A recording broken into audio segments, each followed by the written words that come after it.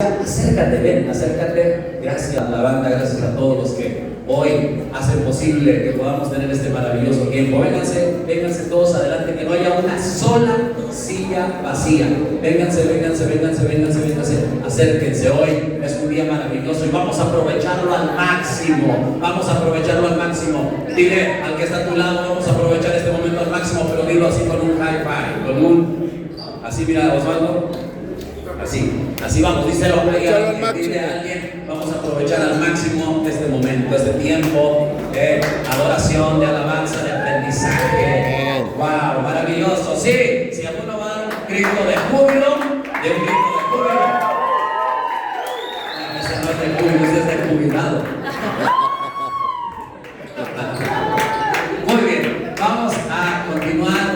Hemos escuchado al pastor Min con una palabra poderosa y ahora quiero presentarles a mi padre espiritual, mi pastor, mi mentor, el apóstol Humercindo González, que hoy sin duda trae una palabra fresca, una palabra de parte de Dios para todos nosotros. Así que gracias.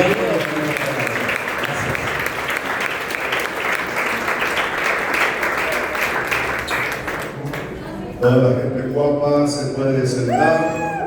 Los feos se quedan de pie, por favor.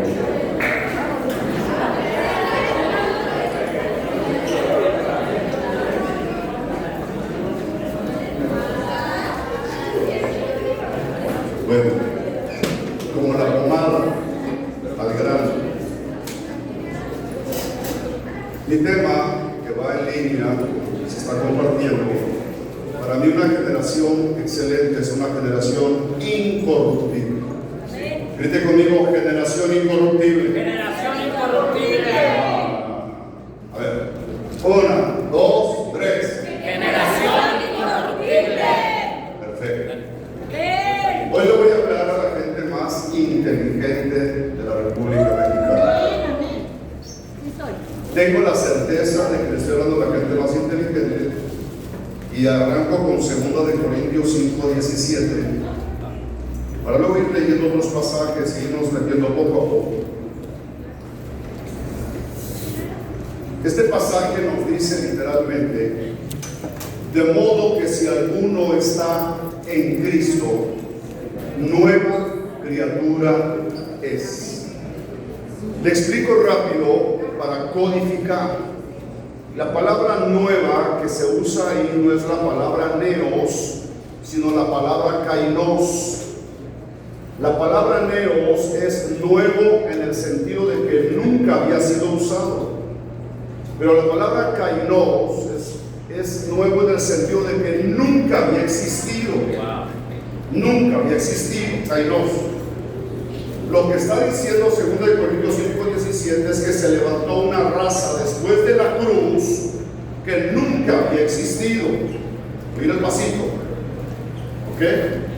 Entonces, cuando yo empiezo a compartir esto ahorita, yo tengo que codificar con ustedes de 2 maneras. ¿Cómo sé yo que vas a capturar todo lo que va a hablar Dios está hablando Dios ya desde hace unas horas? Porque al nacer de nuevo, tú naciste con la mente de Cristo. Sí. Y la mente de Cristo tiene la capacidad de capturar todo lo que tiene que ver con el diseño de Dios. Lo único que no captura es lo que no tiene que ver con su diseño.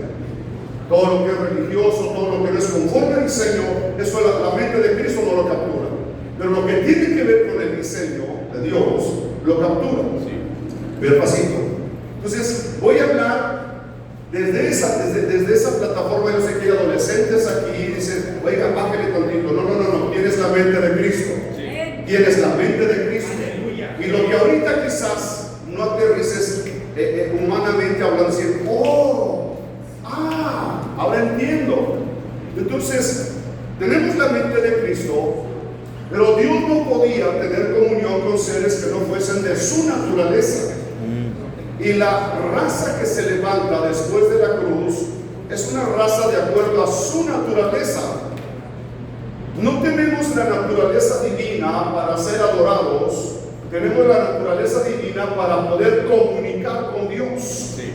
Un Dios espíritu comunicándose con nosotros. Primera de Corintios 6:17 dice que el que se une al Señor, un espíritu es con Él. El Espíritu de Dios se une al Espíritu del hombre.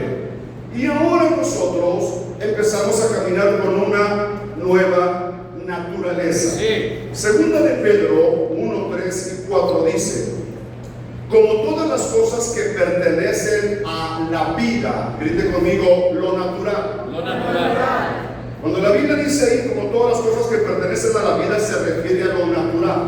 Y luego dice, y a la piedad, diga conmigo, lo espiritual. Lo espiritual. O sea, no solo lo natural, también lo espiritual, dice, nos han sido dadas por su divino poder, mediante el conocimiento de aquel que nos llamó por su gloria y excelencia, por medio de las cuales nos ha dado preciosas y grandísimas promesas, para que por ellas llegases a ser participantes de qué?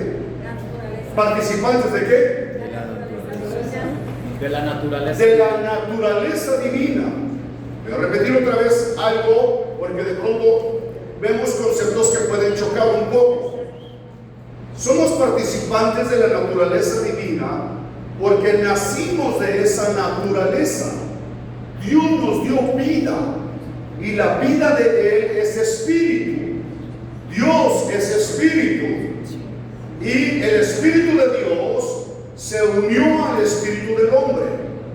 Cuando el Espíritu de Dios se une al Espíritu del hombre, ese espíritu que estaba muerto viene a la vida y empieza a recibir una vida que no se conocía hasta después de la cruz. Dice, llegamos a ser participantes de la naturaleza divina, habiendo huido de la corrupción que hay en el mundo a causa de la concupiscencia. Digan conmigo a 1 de Juan 2:15 al 17. Dice la palabra, no améis al mundo ni las cosas que están en el mundo. Si alguno ama el mundo, el amor del Padre no está en él. Porque todo lo que hay en el mundo, ¿qué es el mundo? El mundo es el sistema natural que se activó en Génesis 3. En Génesis 3 se activa una raza que no estaba en el diseño. Génesis 1, Génesis 2 tenemos a un hombre hecho a imagen y semejanza de Dios, al que se le da la orden de comer. Escúcheme bien. No se le prohibió comer del árbol de la vida, se le prohibió comer del árbol de la ciencia del bien y del mal. El desafío que tenemos hoy en la tierra no es entre el bien y el mal. No se trata del bien y el mal, porque el bien y el mal estaban en el mismo árbol. Es un asunto entre la vida y la muerte. Era el árbol de la vida del que debía de comer el hombre. El hombre fue hecho perfecto, pero no maduro. La madurez la iba a alcanzar cuando comiera del árbol de la vida, pero no comió de él. Y se activa en Génesis 3 una raza natural, una raza que empieza a operar con una mente reprobada. El alma toma el proyecto que era del espíritu, y el alma es la que define ahora las decisiones, las actitudes, las relaciones, las prioridades. Tenemos al alma gobernando el proyecto. Pero déjeme decirle algo, el alma no fue diseñada para tomar responsabilidad del proyecto, era el espíritu del hombre, no era el alma. Entonces se levantan generaciones almáticas que necesitan sentir para obedecer, necesitan sentir para priorizar, necesitan sentir a Dios. Pero usted y yo no somos de esa raza ya. Por eso la Biblia nos llama espíritus que damos vida. Sí. ¿Dónde dice eso, pastor? Póngame 1 de Corintios 15:45. Ahorita lo aterrizo, ¿ok? Pero quiero que estemos todos en la misma plataforma, porque te empiezo a hablar como espíritu vivificante, y si hay residuos de alma viviente, no vamos a codificar. Dice, así también está escrito, fue hecho el primer, ¿qué hombre? ¿Qué fue hecho? Adán. ¿Qué fue hecho? Adán. Fíjense bien, fue hecho el primer hombre, Adán, alma viviente. Si Adán hubiera comido del árbol de la vida, hubiera sido espíritu vivificante. Yo digo, pero no comió. Se comió el árbol de la ciencia del bien y del mal. no alcanzó a ser un espíritu que daba vida. El proyecto no incluía lo que sucedió desde Génesis 3 hasta la cruz. Esos son capítulos de terror, donde Dios rescata de alguna manera algunas cosas. Pero la meta nunca fue que hubiera almas vivientes en la tierra, solo espíritus que dan vida. Y yo digo, como yo. Como yo. Vamos, grítelo, como yo. Nunca estuvo en la película de Dios, no existía desde Génesis 3 hasta la cruz. Él no quería una raza de almas vivientes. Se levanta esta raza de almas vivientes donde el alma toma el control del proyecto. Pero les recuerdo que Dios no diseñó al alma para definir, sino al espíritu. El alma debe obedecer lo que el espíritu dice. Dije que el alma debe someterse a lo que el espíritu dice. De tal manera que hoy por hoy se está levantando una generación entendida que ya no está permitiendo que su alma le diga lo que tiene que hacer, sino lo que el Espíritu de Dios dice, lo que el Espíritu de Dios manda.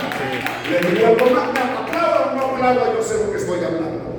Déjeme decirle que el ministerio profético no fue diseñado por Dios para direccionar en el nuevo pacto. El ministerio profético ya no direcciona en el nuevo pacto. Si usted está esperando que alguien le dé una palabra profética, no. Romanos 8 dice que los que son guiados por el Espíritu, estos son hijos de Dios. Te den o no te den una palabra profética en un evento, no te preocupes. Tú eres guiado por el Espíritu de Dios. Tu espíritu es guiado por el Espíritu de Dios. El Espíritu del hombre y el Espíritu de Dios se fusionan y Dios empieza a comunicar su voluntad al Espíritu del hombre, para que a su vez el Espíritu del hombre le diga al alma lo que se debe hacer y este estuche llamado cuerpo haga lo que se debe hacer. ¿Cuál es el problema? Pregúntenme, chicos, ¿cuál es el problema, pastor? ¿Cuál es el problema? Pregúntenme, bonito. ¿Cuál es el problema, pastor? Que pudimos habernos entregado a Cristo y aún después de haber nacido de nuevo, el alma sigue en control del proyecto. El alma sigue definiendo el proyecto. No es el espíritu, es el alma la que sigue definiendo con quién me relaciono, con quién me caso, a dónde voy, qué hago, qué no hago. Y todo tiene que ver con las necesidades emocionales, físicas de las personas. Esta generación almática de Génesis 3 hasta la cruz son generaciones, insisto, que todo lo definen por lo que ven, por lo que oyen, por lo que sienten. No definen las cosas por lo que el Espíritu de Dios está hablando. Háganlo conmigo. Háganle, se ve bien bonito. ¿Por qué no le hace? Si tiene dedo, y si no tiene dedo, sácale. Ok, aquí vamos. Eso. Ok. Ahora bien, yo quiero explicarle algo que es crucial. Porque hay un diseño profético, pero no en el sentido de que algún profeta le habló, sino que Dios, desde antes de la fundación del mundo, diseñó una raza específica, codificada, diseñada por Él, con un propósito sencillo. Finalmente, dice 1 Corintios 15:45, que el postrer Adán, que es Cristo Jesús, ¿qué es? ¿Un qué? Espíritu vivificante. Un espíritu vivificante, no un alma viviente. Y la meta, amados hermanos, escúchenme porque esto es crucial. Si Cristo en la tierra, siendo el mismo Dios caminando por la tierra, el Espíritu de Dios habitando en ese cuerpo de Jesús que tuvo principio de días y final de días, en esa no visitación, porque déjeme decirle que Dios ya no visita a nadie, somos habitados por el Espíritu de Dios, somos el templo del Espíritu Santo, la morada de Dios en el Espíritu. Y si un hombre habitado por Dios hizo tantas cosas, La meta de Dios era poblar la tierra con puros espíritus vivificantes, pura gente habitada por Él. Por eso dice el postrer Adán, espíritu vivificante. No se la complico mucho. Un espíritu vivificante es aquel, sencillamente, que nació de nuevo, su espíritu pasó de muerte a vida, el espíritu de Dios se unió a su espíritu y lo que lo define es el diseño de Dios. Lo que Dios dice acerca de la persona es lo que se hace. Sienta o no sienta, le guste o no le guste. Hoy apelamos a tus actitudes porque es correcto, pero déjame decirte, haya pues en vosotros la misma actitud que tuvo Cristo. Aleluya. ¿Qué actitud tuvo Cristo? Alguien dígame, ¿qué actitud tuvo Cristo? ¿Qué actitud tuvo? Pésima, negativa. ¿Qué actitud tuvo Cristo? Dígame características de la actitud de Cristo. Se humilló. Humilde, Fiel, servidor, fiel, amoroso, misericordioso, Manso. paciente. Vamos. valiente. Haya pues en vosotros la misma actitud. Aquí llego para conectarme. Escúchame. Cuando yo llego a entender lo que soy, no necesito que me estén corrigiendo las actitudes cada rato. Yo tengo las actitudes del ser que me habita. Yo nací de Cristo y el Cristo que me habita define mis actitudes. O sea, ¿qué me aplaudan? Mira, voy a explicarlo. Porque a veces andamos buscando una palabra de motivación cuando lo que necesitas es entender quién te habita, quién está metido dentro de ti. Mira, esto del destino profético tiene que ver con lo que Dios preparó de antemano. El valor que tiene lo que Dios escribió en el libro acerca de ti. Si ya te casaste, ¿no? Todavía no. Pero si tú te casaras y tuvieras un hijo y Dios te diera la oportunidad de escribir la historia de tu hijo y te dijera, lo que tú escribas yo lo voy a respaldar, ¿qué escribirías acerca de ese hijo? ¿Qué escribirías? Bueno, se enfermará cada 3 meses, padecerá asma, cualquier catarro lo tumbará, será pobre, perderá los trabajos. No, pues es que a veces pienso yo que con alguna gente platicamos entre nosotros y no, pues aquí andamos, hermano, aquí pasando, pues aquí batallando, tú sabes, hay altas y hay bajas. Pregunto, ¿tiene Cristo altas y bajas? Híjole, nomás 3 dicen que no. Todos los demás. ¿Tiene Cristo altas y bajas? No. Es como la luz de la aurora que va en aumento. El Cristo de la gloria que te habita te lleva de victoria en victoria, de poder en poder, de gloria en gloria, de triunfo en triunfo. Somos una generación incorruptible, pero no pensando en la antigua naturaleza, sino en la nueva naturaleza. Gloria a Dios. En la nueva naturaleza, la naturaleza de Cristo es incorruptible. Y de esa naturaleza naciste, papá. De esa naturaleza naciste. Yo voy a tratar de llevarte a ese punto donde comprendas que no es un asunto de comportamiento, sino entender de qué naturaleza nací. Ahora sí, regreso con el joven. ¿Qué escribirías acerca de tu hijo? Si Dios te dijera, lo que tú escribas yo lo voy a hacer, ¿qué dirías de tu hijo?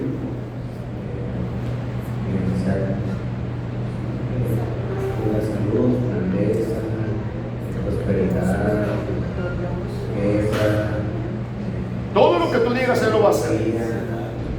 inteligencia, fertilidad, descendencia, mucha descendencia. Como dirían en Zapopan, aleluyita. Escúcheme. Y si nosotros, hay un escritor que dice, si ustedes siendo malos, no está hablando de la nueva naturaleza, saben dar cosas buenas, le dice Jesús a los hombres, cuanto más vuestro Padre Celestial les dará cosas buenas, además de la vida eterna. Escúchame, la gran noticia es que tu diseño no lo escribió tu padre biológico, tu diseño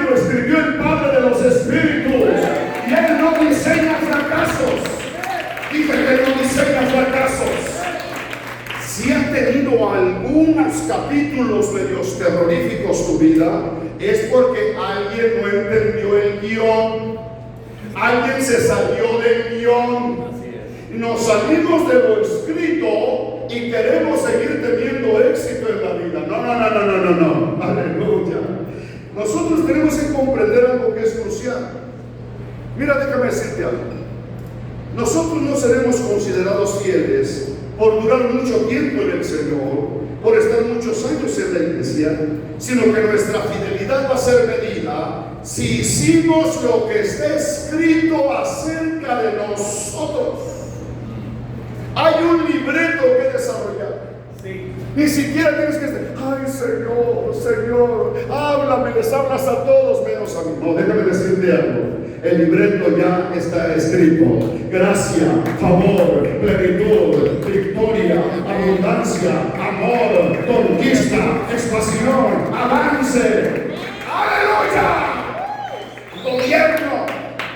Así que cuando encuentras a alguien, pérdida, desánimo, angustia, dolor, ese va con otro guión. Está leyendo otra película. Si tenemos que enfocarte, no estás comprendiendo el diseño. Aquí vamos. Entonces, la fidelidad no se mide por los años que estás en la iglesia. Fidelidad no tiene que ver con el tiempo del Señor, sino fidelidad va a ser medida si haces lo que se escribió acerca de ti. Fidelidad no es si perseveramos en la iglesia.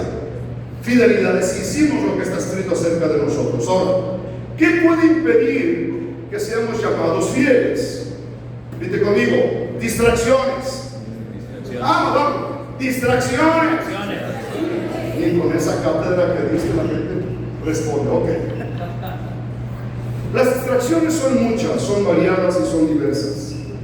Estas distracciones atentan nada más y nada menos que con los deseos de los ojos, los deseos o la concupiscencia de la carne y la vanagloria de la vida.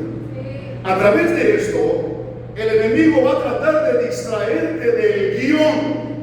Levante su Biblia si todavía la trae. O levante su celular y trae como 27 versiones de la Biblia. ¿Ok? Ahí está el guión. El enemigo va a intentar distraerte, va a intentar seducirte y va a intentar sacarte de tu avanzar en tu diseño profético. Todos estos eventos, retiros, seminarios, congresos, vigilias, fogatas, convivencias, deportes que terminan con oraciones, tienen como fin ir cuidando tu caminar, ir vigilando tu avanzar, tu manifestación divina en la tierra. Porque déjame decirte que nosotros somos seres espirituales, escúchame. Nosotros somos seres espirituales teniendo experiencias terrenales. Somos de arriba, no somos de abajo. Lo celestial gobierna lo terrenal. Nosotros somos de arriba y no, algunos quizás digan, óigame, usted me está hablando de que somos de arriba. Sí, somos de arriba, de San Miguel el Alto. Aleluya. No, es crucial que tú comprendas que nosotros somos espíritus vivificantes gobernando un ambiente terrenal. Pero el enemigo va a buscar a través de distracciones seducirte para sacarte del diseño. Entonces, la chamba de los pastores, los líderes, ancianos que te rodeamos, es velar que no se corrompa el diseño, que no se corrompa el que carga el diseño, que no se corrompa el proceso del que carga el diseño. ¿Qué es corrupción? Esta palabra no se limita solo a la política, al concepto judicial, económico, sino entender que corrupción e incorrupción tiene que ver con sustancia. Me voy a meter un poquito más. Corrupción e incorrupción tiene que ver con sustancia. Le estoy hablando a la gente más inteligente, ¿ok? Corrupción tiene que ver con simiente. Segunda de Pedro 1, usted y yo nacimos de una naturaleza divina incorruptible. ¿Dónde dice eso? Vamos a leerlo. Primero de Pedro 1, versículos 3 y 4. ¿Dice la Biblia que nacimos de una simiente incorruptible? Sí, mira lo que dice. Aquí vamos. Aquí vamos. Primera de Pedro. Aquí vamos. 1, 3, Aquí vamos. Primera Primero de Pedro 1, 3 y 4. Ahí está. Bendito el Dios y Padre de nuestro Señor Jesucristo, que según su grande misericordia nos hizo ¿qué? Para una esperanza viva por la resurrección de Jesucristo de los muertos. Ok, luego dice, ¿para una qué? Incorruptible. ¿Corruptible o incorruptible? Incorruptible. Incontaminada. Inmarcesible. ¡Wow! Reservada en los cielos para vosotros. Usted debe saber que esta herencia tiene dos expresiones: lo que ya estamos viviendo ahorita en vida y lo que viviremos cuando estemos cara a cara delante de nuestro Dios. Porque hoy vemos como en un espejo oscuramente, pero llegará el día que veamos cara a cara. Den un buen aplauso al Rey de la Gloria. Den un buen aplauso al Rey de la Gloria.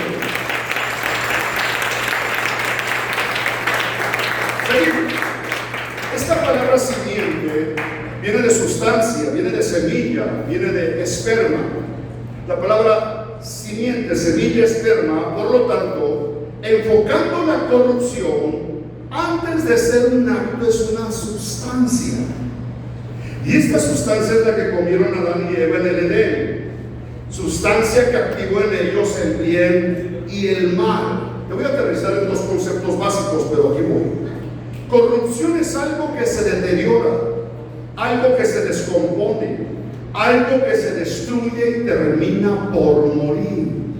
Si esto es así, tendríamos que decir entonces que la sustancia que comieron Adán y Eva fue una sustancia de corrupción. ¿Recuerdan que Pedro nos enseña que un día para Dios es como 1000 años? ¿Sí recuerdan eso? Segunda de Pedro 3:8. ¿Qué es un día para el Señor? Como 1000 años. Como 1000 años. Aplicando este concepto a la advertencia divina a Adán cuando le dijo: el día que comas de este fruto, ciertamente morirás. Diga conmigo, el día. Si un día es como 1000 años, tendríamos que ser conscientes que Adán murió dentro del día de Dios, porque no llegó a los 1000 años. El que la agarró, la agarró. Nunca pasó los 1000 años ya esa generación. Por lo tanto, veamos el poder que tiene la desobediencia y la corrupción.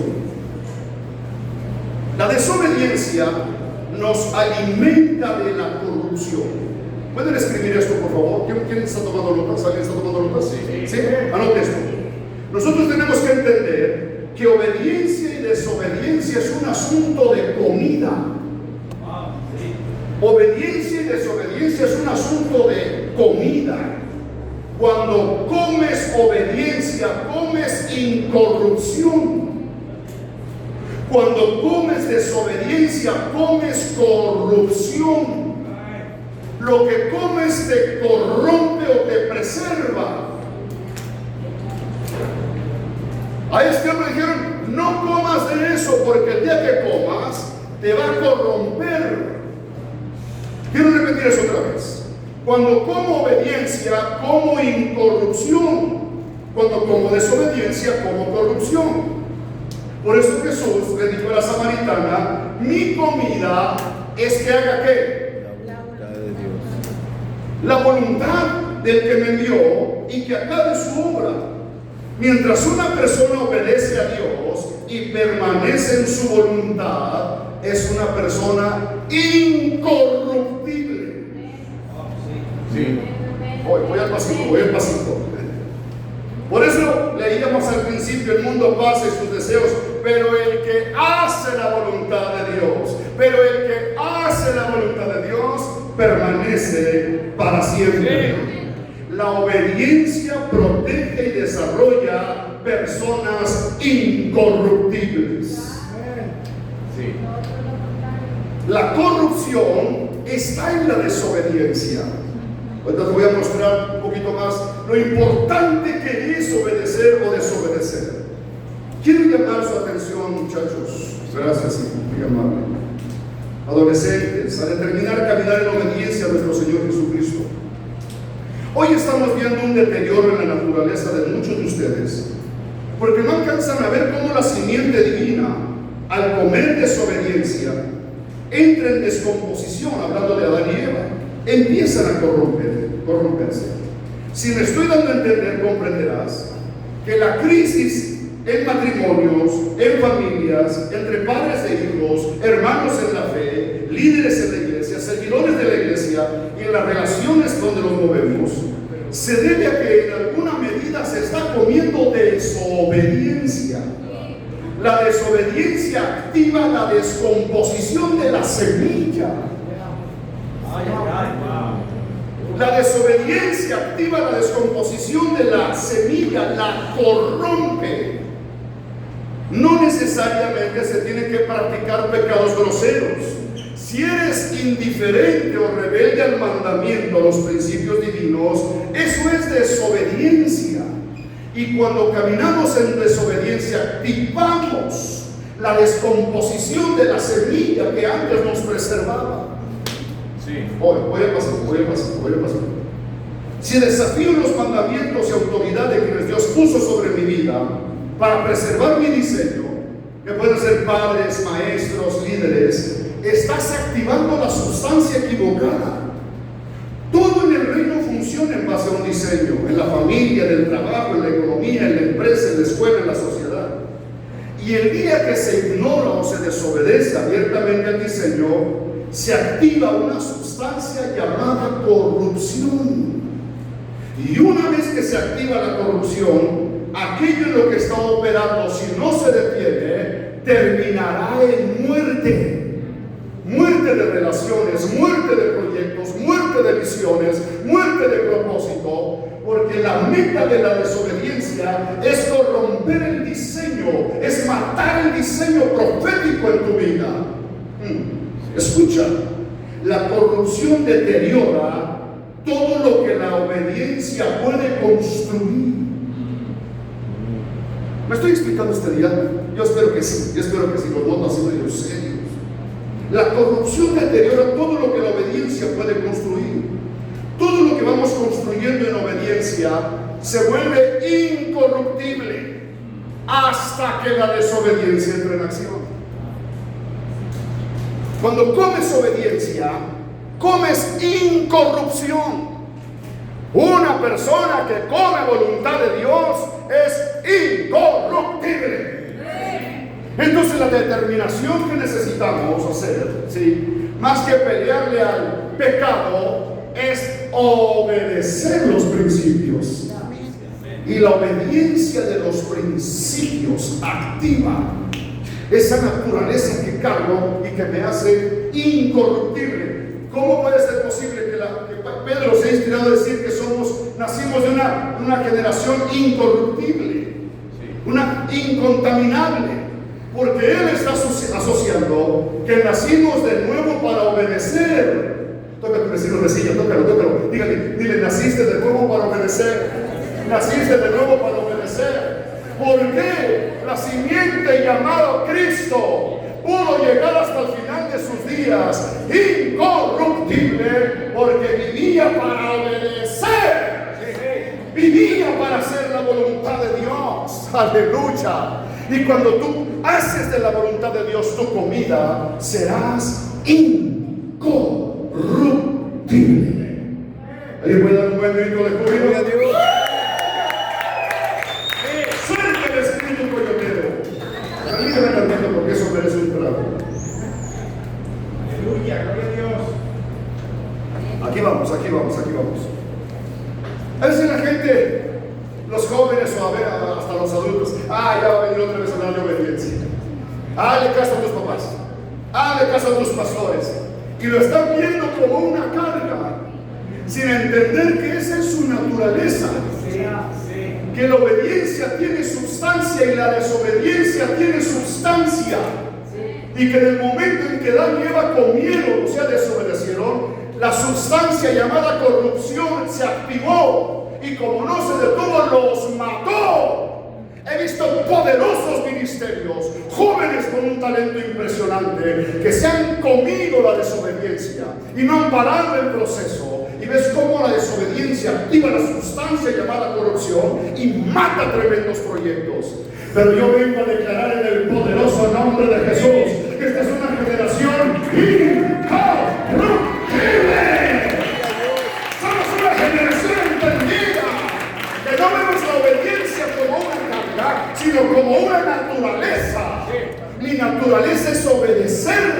mi comida es hacer la voluntad del Padre. Y mientras que piense así, seré incorruptible. ¿Me estoy explicando?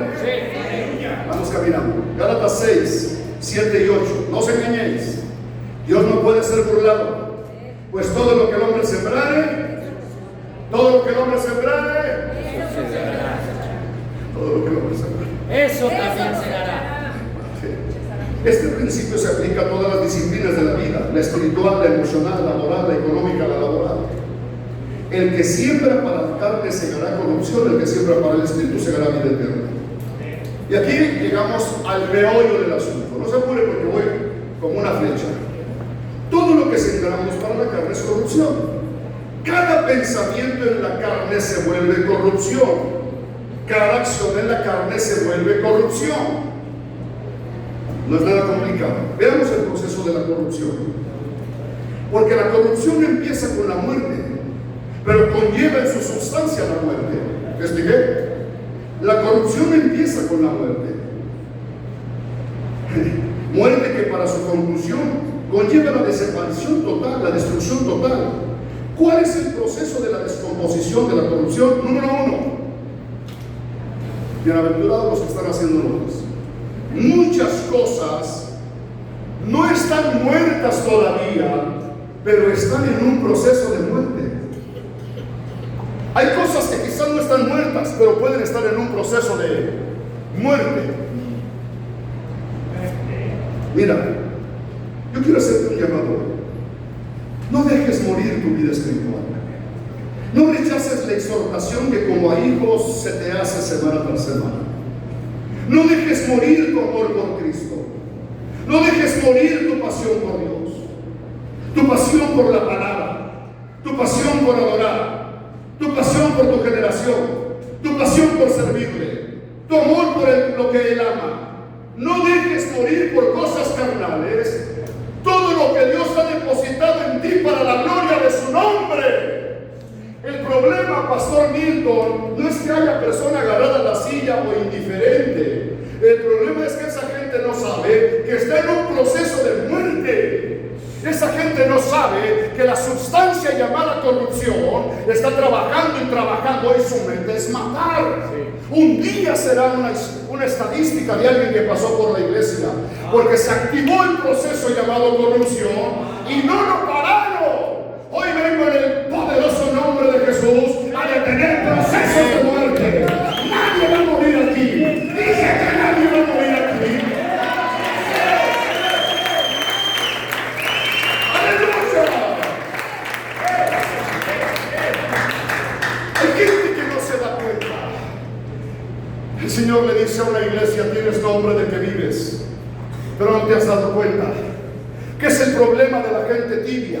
Que hace tiempo la voluntad de Dios ya no es su pasión, que hace tiempo la palabra de Dios es ignorada, pero no entienden que obediencia tiene que ver con sustancia, desobediencia tiene que ver con sustancia, y que activamos corrupción o incorrupción según lo que estamos comiendo. Sigo. Miren, hermanos, una generación determinada a caminar en el diseño divino es esa generación que dice: crucificado estoy juntamente con Cristo, y ya no vivo yo, ¿más qué? ¡Aleluya! Déjame chocarla con una de las jóvenes más entusiastas. ¡Aleluya! Le explico.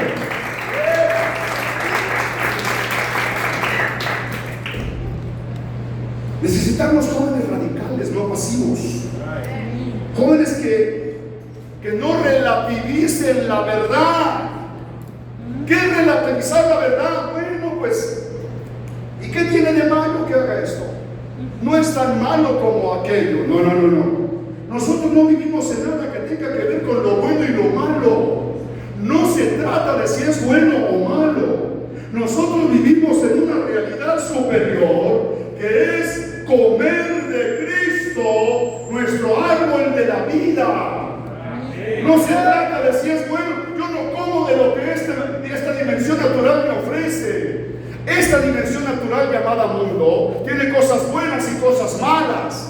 Y de pronto dice, no hagas lo malo que el mundo ofrece, haz lo bueno que el mundo también te ofrece. No, mi realidad no tiene que ver con lo natural. Yo como de un árbol superior, yo como de una comida que está por encima de lo natural. Yo como del árbol de la vida. Y a veces los jóvenes quieren discutir con los padres. Pues no es tan malo, la hace mi primo, la hace mi cuñado. ¿Y por qué? ¿Y por qué? Pero están hablando de términos de bueno y malo desde la dimensión natural, no de la dimensión del espíritu, que es una vida de excelencia. Tú no comes del árbol, escúchame bien, del conocimiento. Tú comes del árbol de la vida. Dije, escúchenme, es que no me escuchan. Nosotros no venimos a comer del árbol del conocimiento. No venimos para que los pastores nos digan qué es lo bueno y qué es lo malo. Nosotros venimos a mostrarte a Cristo. Para que comas a Cristo. Y cuando comes a Cristo, con mucha naturalidad defines lo que es bueno y qué es malo. Pero ya no para practicarlo, sino para juzgarlo, para gobernarlo. Esto, aunque parece bueno, qué bueno, pero yo tengo una comida que es superior.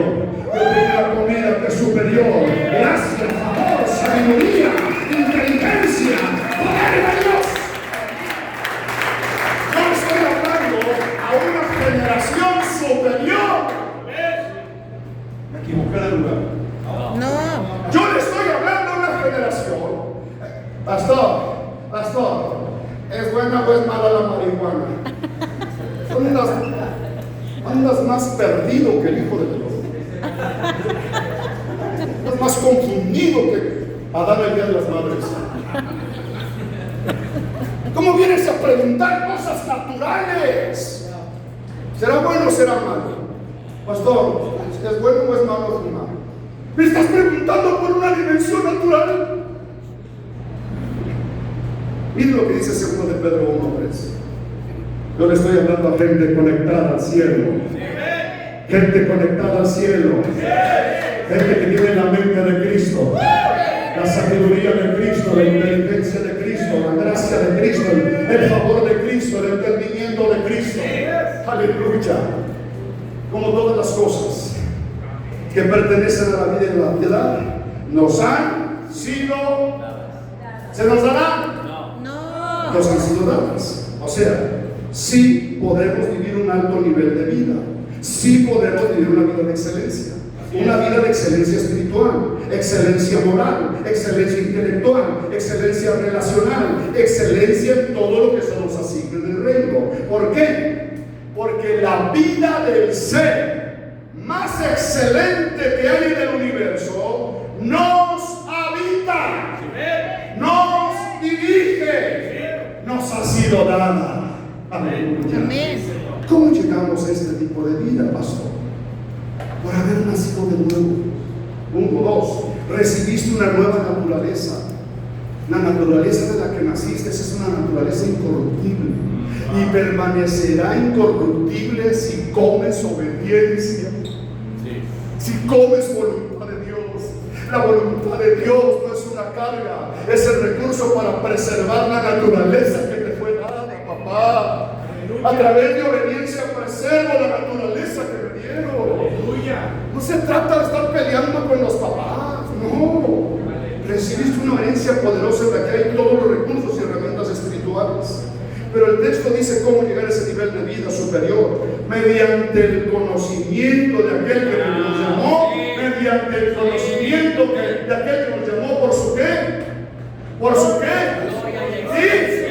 ¿Por su gloria ahí? ¿Por su gloria ahí? Excelencia. Aleluya.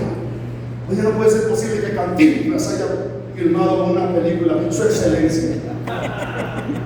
Y tipo andar con los pantalones mal puestos. Excelencia no es algo. Ay, ¿puedo? Sí. ¿Puedo? Excelencia no es algo que aprendes externamente. Excelencia es alguien que se te impartió.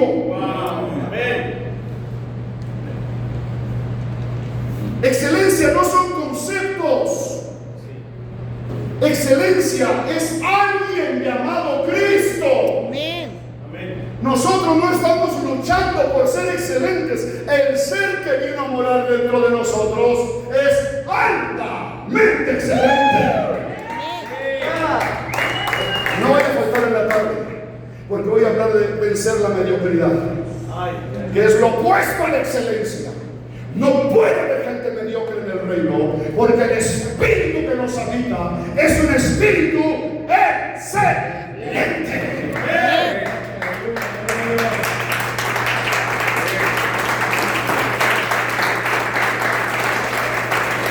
No es un curso, no es entender el origen etimológico de la palabra excelencia. Es un ser impartido dentro de ti que carga gloria y excelencia. Y si yo no proyecto excelencia, no he entendido qué tipo de vida se me impartió. Sí, amén. Déjeme ver si estoy en el lugar correcto. ¿Es Cristo mediocre? ¿Le falta inteligencia a Cristo? ¿Es Cristo indisciplinado? ¿Le cuesta obedecer? No. Ese ser se le impartió mediante el conocimiento de aquel que nos llamó por su gloria y excelencia. Entonces, excelencia no es algo que aprendes, es entender qué es lo que cargas. Es alguien, es un espíritu excelente. Por eso se dice de Daniel que tenía un espíritu diferente.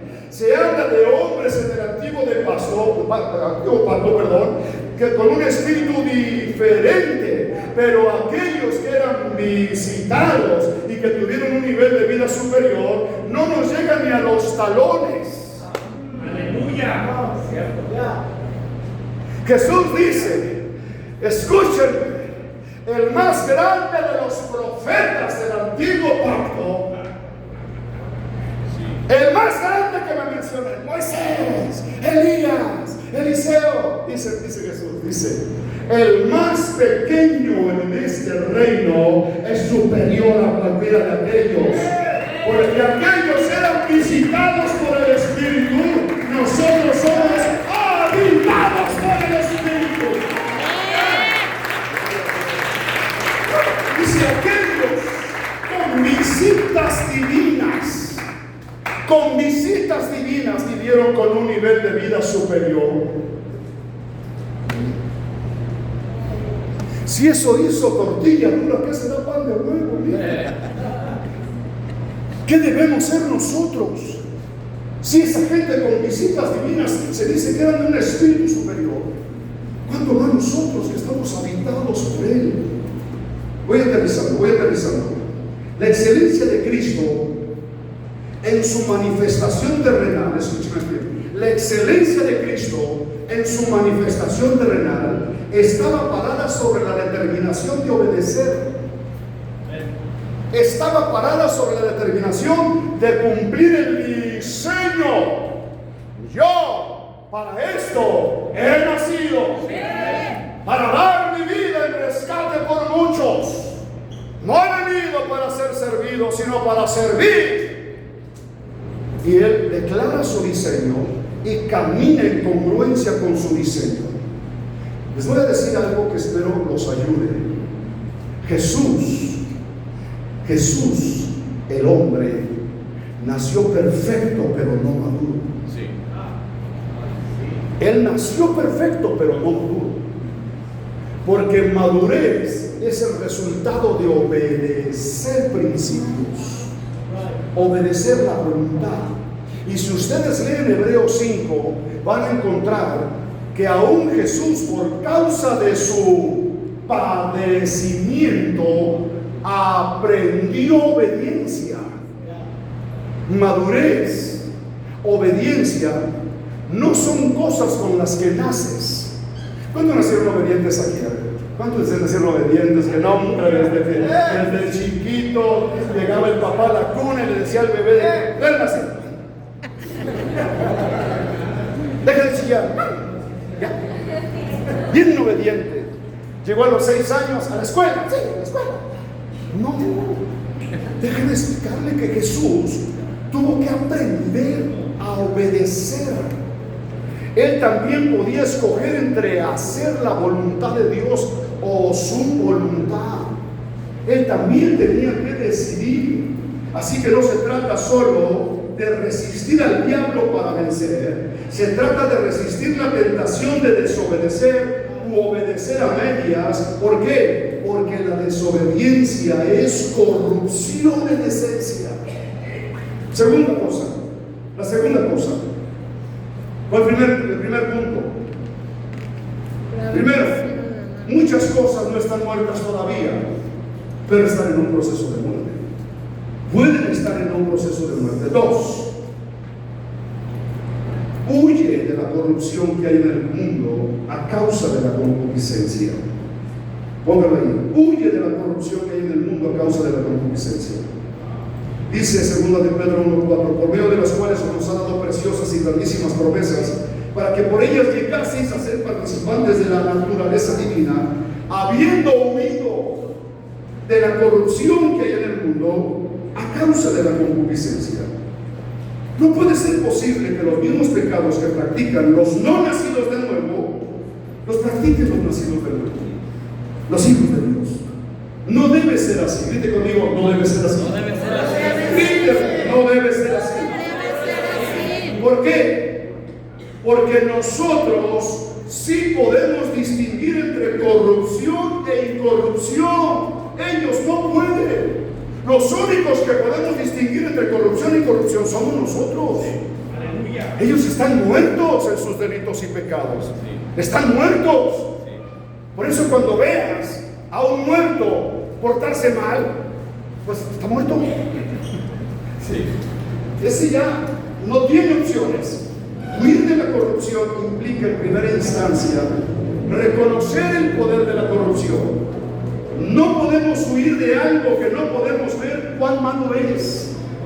No se puede huir de algo que no podemos ver cuán malo es. Durante décadas, siglos, se nos ha hablado de huir del mundo y desgraciadamente no lo entendimos bien. Voy a explicarle algo que espero como bien lo aclaró también mi hijo Milton, que a veces tomamos la parte por el todo.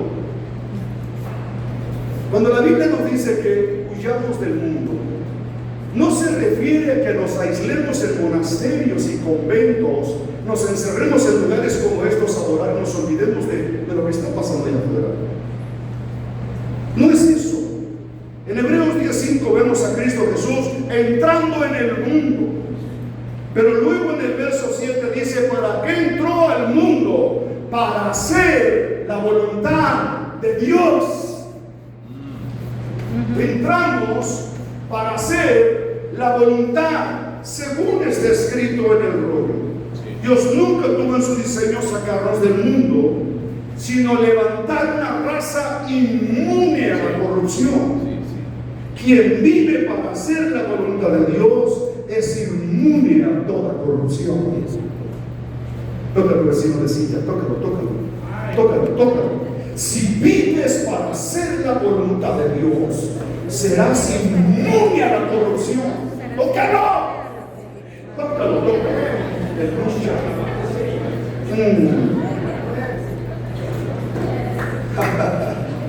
Por eso el sistema llamado mundo te dirá, es que sos bien aburrido salir a la iglesia, eso de someterte a tus padres, mira que sabes hacer lo que se te da la gana y tienes que hacerle caso y tienes que ir y tienes que... Lo que está detrás de aquello se llama muerte, se llama corrupción.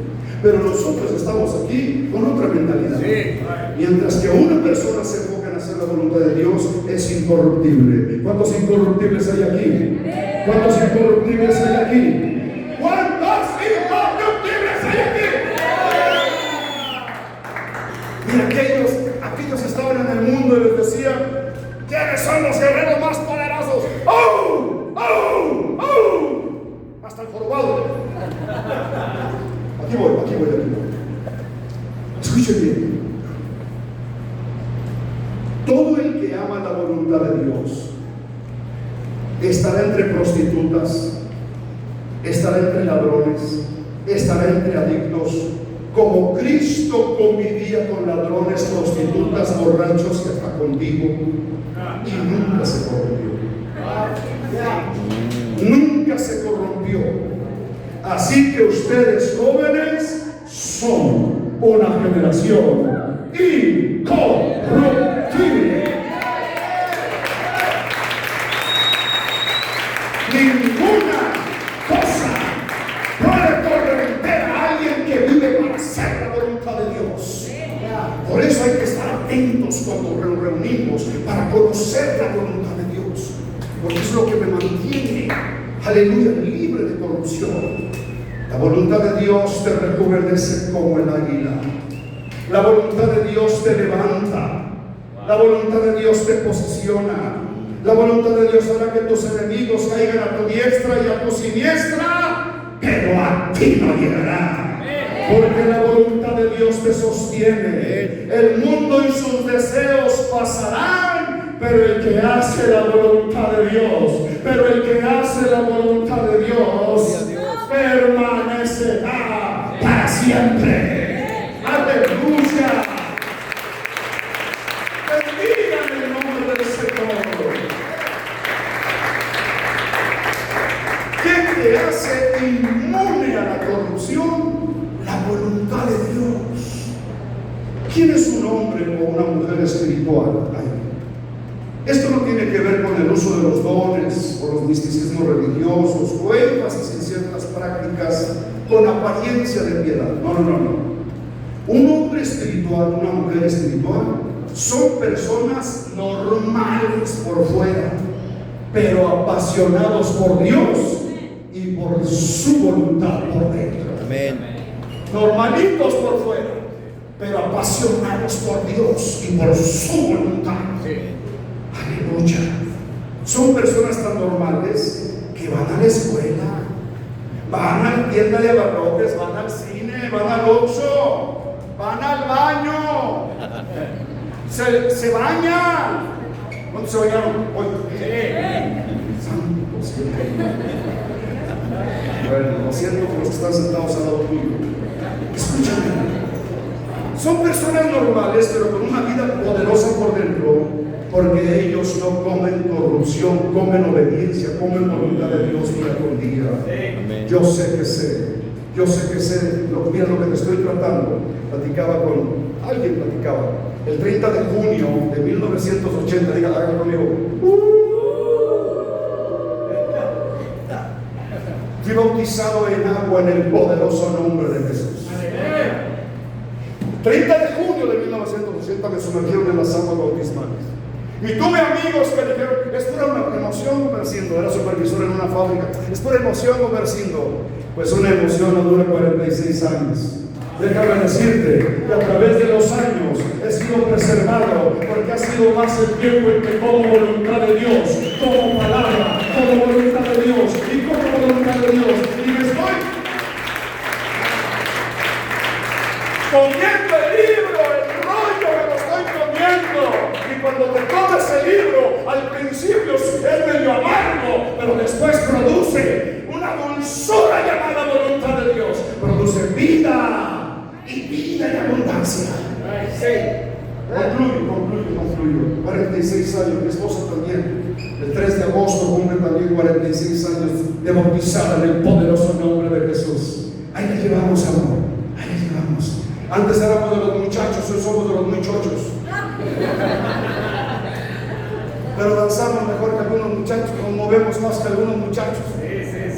Usted nunca me va a ver a mí. Andamos, ¿cómo estás, hermano? ¿Cómo estás? Ahí pasando mientras que no la fumes. No, amado, no te pilas, ok. Déjame concluir. ¿Por qué estamos aquí tus pastores, anfitriones, invitados, tus padres, si los hay, líderes, servidores, para que este evento suceda? Pero nosotros no hacemos eventos por hacerlos. Estamos aquí comprometidos a levantar una generación incorruptible, una generación de conquista, una generación que odia el pecado, que odia la carnalidad y que radicalmente decide por la obediencia a la voluntad de Dios. Se está levantando una generación que no sufre la voluntad de Dios, sino que disfruta la voluntad de Dios, disfruta su voluntad, disfruta que en ese proceso de comer la voluntad de Dios y su palabra, eres y serás incorruptible. No te conformes con asistir a las reuniones de los jóvenes de la iglesia. Eso te puede ayudar, pero no es la meta. La meta es que termines decidiendo hacer de la voluntad de Dios tu enfoque y tu pasión. Así que el sistema llamado mundo se relaciona con la carne. Y este mundo sabe cómo provocar tu carne a través de los deseos de los ojos, de los deseos de la carne y la vanidad de la vida, la fama, el ego. Pero el Espíritu está conectado a la voluntad de Dios. El Espíritu está conectado a la voluntad de Dios. Ayúdame con el piano, por favor. Esto no tiene nada que ver con cargar una Biblia, con reunirte 2 veces a la semana en un lugar, con servir en alguna área de la iglesia. No. El Espíritu, escúchame bien, está conectado a tu espíritu con un solo propósito: darte a conocer su voluntad. Su voluntad. No tiene nada que ver. Ay, Señor, tengo años esperando a uno de ojos azules, uno de ojos verdes. Si no me llega azul, que me llegue morado, pero que me llegue, Padre. No. Usted no entiende cómo funciona esto. Enfóquese en hacer la voluntad de Dios y le van a dar uno mejor que el que usted espera. Miren, mi esposa estaba esperando a William Levy y llegué yo. Se rayó. No, William Levy no. Llegué yo. Y en una iglesia, ¿verdad? Bueno, escúcheme. Voy a repetir algo más. ¿Están acá? ¿Están acá? Sí. El Espíritu está conectado a tu espíritu con un solo propósito: que se cumpla eso, el propósito eterno.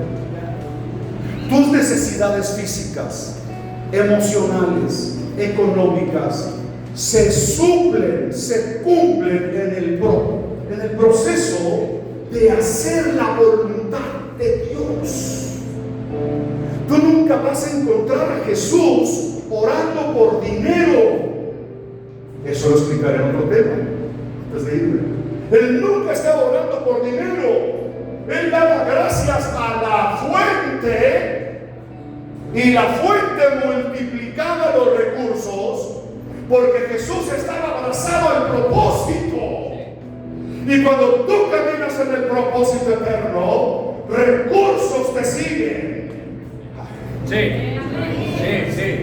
Tú no andas buscando, te siguen los recursos, porque hacer la voluntad de Dios es el único propósito que tiene el Espíritu de Dios.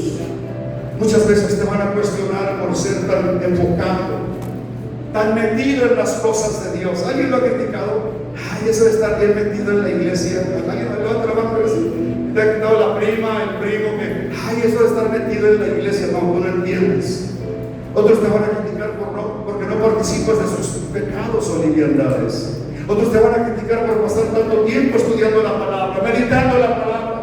Otros te van a criticar por definir tus prioridades de tal manera que la voluntad de Dios es lo primero. Escúchame, te podrán criticar por todo esto, pero nadie de ellos podrá imitar lo que produce el Espíritu en tu vida. Te pueden criticar, pero jamás podrán tener la vida que tú cargas por causa de hacer la voluntad de Dios. Pónganse de pie, por favor, pónganse de pie todos. Escuchen, muchachos. Voy a decir algo más muy serio, muy fuerte. ¿Están listos? ¿Se aguantan? Solo piano, porque hoy hasta la banda la voy a pasar a trabajar este asunto. No se vayan, quédense aquí. Escúchenme. Si no puedo ahorita, si no me captan, lo hablaré más tarde o mañana. La vida cristiana y la vida de Cristo son cosas diferentes.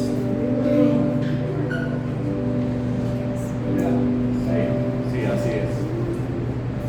La vida cristiana tiene que ver con cosas externas que proyectan eso. La vida cristiana tiene que ver con ropa. La vida cristiana tiene que ver, es una cultura externa. que adoptamos que nos hace diferente al mundo, porque también el mundo es una cultura. Pero tú puedes tener, escúchame bien, vida cristiana sin la vida de Cristo. Te vas a frustrar. Hay gente que dice que la vida cristiana es un estilo de vida. ¡No! Cristo, la vida, produce un estilo. Yo puedo tener todas las normas externas de ser de cristiano, pero sin la vida de Cristo. Y no se trata de ser cristianos externamente. Lleno todos los parámetros de una persona cristiana. Hablo bien, me porto bien, qué sé yo. Pero la vida de Cristo es otro asunto totalmente diferente. Y aquí quiero aterrizar porque esto es crucial. Espiritual, por tanto, no es el que se porta bien y va a la iglesia. Es el que ha entendido que es una vida la que se metió dentro de nosotros. Es una vida. La plenitud. ¡Aleluya! Dejando que el Espíritu trabaje con tu perfecto. Sí, amén.